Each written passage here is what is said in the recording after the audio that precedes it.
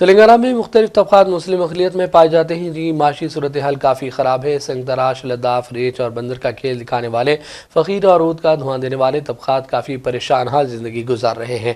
ایسے میں ان طبقات کو اپنے پیروں پر کھڑا ہونے کا موقع فراہم کرتے ہوئے رکن قانون ساز کونسل جناب عامر علی خان کے ہاتھوں آج دفتر سیاست کے احاطے میں خواتین میں سلائی مشینوں اور ملحوظات میں پتھر توڑنے کی مشینیں تقسیم کی گئی۔ اس موقع پر ان کے ہمراہ پسماندہ اقلیتی طبقات کی نمائندگی کرنے والی کئی شخصیات اور موبائل کمپنی کے ایم ڈی تسلیم عارف بھی موجود تھے۔ بعد میں میڈیا سے بات چیت میں جناب عامر علی خان نے اس حوالے سے تفصیلات میڈیا کو بتائی۔ تلنگانہ سنچارا مسلم سمیتی ایک تنظیم ہے، ایک طبقہ ہے، ایسا طبقہ ہے جو مسلمانوں کا سب سے پچھڑا طبقہ ہے۔ لوگوں کے پاس مستقل روزگار نہیں ہوتا۔ یہ لوگ پہلے بندروں کے ساتھ یا ریچھوں کے ساتھ یا جانوروں کے ساتھ کرتب کرتے تھے، لیکن آج فارسٹ ایکٹ کے بعد یہ چیز نہیں ہو پا رہی ہے، تو یہ لوگ دوسرے پروفیشن میں چلے گئے ہیں۔ مثال کے طور پہ انہی کا ایک طبقہ ہے جو پتھر پھوڑنے والے ہیں یا پتھر پھوڑنے والے برادری سے تعلق رکھتے ہیں۔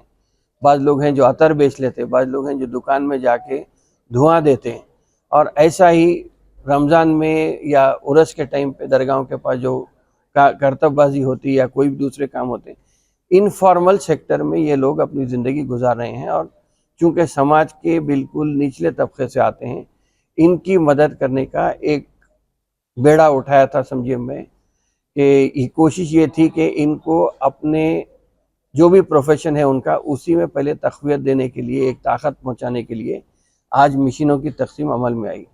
میں خود ان کی برادری سے ملنے کے لیے پرگی گیا، وقارباڑ ڈسٹرکٹ میں کھمم گیا، جنگاؤں کریم نگر گیا، اور نظام آباد میں بھی ان کے طبقے کے لوگ ملے۔ بہرحال ہر تلنگانہ کے ہر ضلع میں یہ لوگ یہاں پہ موجود ہیں۔ تو ان کے ملنے کے بعد یہ احساس ہوا کہ کس معاشی تکلیف کے ساتھ یہ لوگ زندگی گزار رہے ہیں۔ ان کو اگر ہم طاقتور بنا سکتے ہیں تو کل ان کے بیچ میں سے جیسا زمین کے کئی میٹر نیچے ہیرا تپتا ہے، ویسا یہ لوگ بھی آج تک کوئی فائدہ نہ ملنے کی وجہ سے ایسی زندگی گزار رہے ہیں۔ تو انہی کو اگر ہم طاقتور بناتے ہیں تو ان میں سے کوئی ایسا آدمی نکل سکتا جو کل کے دن ہیرے کی شکل اختیار کر سکتا ہے۔ تو یہی سوچ کے ہم سوچے کہ ان کو خود روزگار سے ان کے ہی پروفیشن میں لگا دیں گے۔ تو مطالبہ یہ ہوا تھا کہ پرگی میں تقریباً 400 لوگوں کا مجموعہ تھا۔ وہاں پہ بات چیت کرنے کے بعد یہ بات آئی کہ وہاں ایک ٹیلرنگ سینٹر اگر کھولتے ہیں تو خاص طور پہ خواتین کے لیے فائدہ پہنچ سکتا ہے۔ ویسا ہی جو ترکا کا شلو، جو سنگ تراش جو لوگ ہیں، وہ بھی کافی لوگ اس پیشے سے جڑے ہوئے ہیں۔ تو ان میں بھی ہم سوچے کہ مشینوں کو تقسیم کریں گے تاکہ وہ دوسری اپنی جگہ پہ اپنے مقام پہ جا کے وہ کام بخوبی انجام دے سکتے ہیں، اپنی معیشت کو سدھار سکتے ہیں۔ ویسے ہی نرمل میں جب گئے تھے تو نرمل عادل آباد میں بھی گئے تھے، عادل آباد میں بھی ایک بڑا طبقہ ہے، نرمل میں بھی کچھ لوگ ملے تھے۔ وہ لوگ کہے تھے کہ وہ روئی کا کاروبار کرتے ہیں، روئی خرید کے لاتے ہیں اور ان کو 500 روپے مزدوری ملتی ہے۔ 500 روپے میں بھی وہ بھی چونکہ لانے میں کرائے میں پیسے چلے جاتے تو وہ 200 روپے ملتے ہیں روزانہ۔ تو ایسے حالات میں ہم یہ سوچے کہ پہلے ایک شروعات کی جائے کہ ٹیلرنگ سینٹر کا 2 جگہ قیام عمل میں لائیں گے، ایک بلارم سکندرآباد میں، دوسرا پرگی میں۔ اور یہ پتھر پھوڑنے کی جو مشین ہے وہ تقریباً ہر 5 ضلعوں میں 5 ضلعوں میں یہ لوگ لے کے جائیں گے، لے کے جا کے باضابطہ طور پہ لوگوں میں تقسیم کر کے ان کو ایک قسم سے معاشی طور پہ طاقتور بنانے کی کوشش کریں گے۔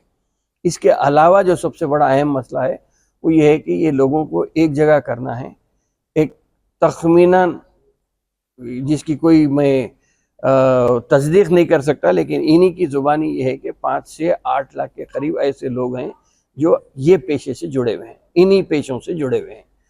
تو ان کی ایک سوسائٹی بنانے کا منصوبہ ہے، بلکہ سوسائٹی بن گئی ہے۔ سوسائٹی میں یہ لوگ ممبر بنیں گے، ممبر بنے بعد ایک جگہ جمع ہوں گے، جمع ہوئے بعد ان کی ترقی کے لیے ایک کلیکٹیو کام کرنے کا منصوبہ ہے۔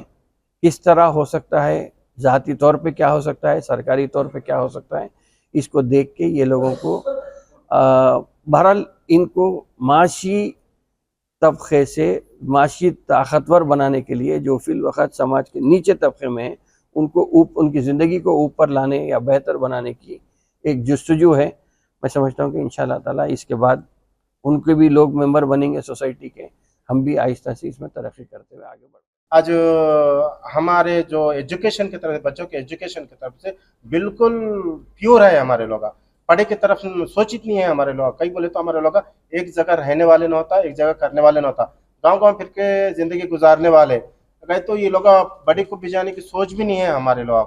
میں گورنمنٹ سے کئی بار مطابل کرا ہمارے لوگ کو ایجوکیشن کی طرف لے جاؤ, پہلے یہ لوگوں کو ایک سینٹر کے نام بناؤ, یہ لوگوں کو ایجوکیشن کی کیسے بچوں کو کیسے پڑھانا کیا ہے کہ ذرا ٹریننگ دو. ٹریننگ دے تو یہ لوگ ماں باپ کو بھی سمجھ میں آتا بچوں کو پڑھانا ہے, تردید میں لانا ہے. بلکہ پہلے ہمارے پاس ہی کچھ نہیں ہے, بچے کو کہاں پڑھاتے.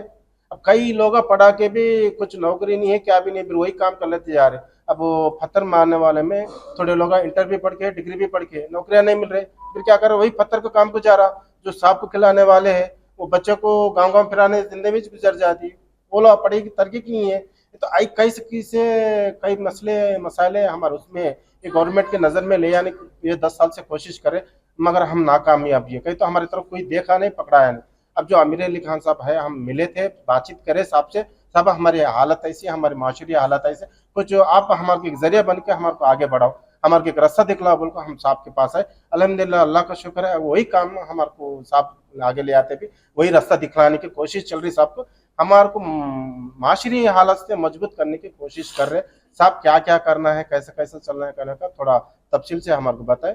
تھوڑا ہلکا ہلکا ایسا ایسا کہیں گے, ایک دم کودنا بولے تو بھی اپنے سے کچھ نہیں. تھوڑا گورنمنٹ سے کیا آنا ہے آپ کو, میں پرسنل سے کیا کرنا ہے, یہ دو بھی صاحب ہمارے کو تفصیل سے بات بتایا تھا. انشاءاللہ ہم صاحب کے پیچھے چلنے کے لیے تیار ہو کے انشاءاللہ صاحب کے ساتھ آئیں گے. صاحب آج کتنے مشن 60 پہ 6 مشن دیے تھے پورے. پتھر کاٹنے کے مشن کیا کہ 50 دیے تھے. دو ڈسٹرکٹ میں وہ ٹرائلنگ مشن ایک ٹریننگ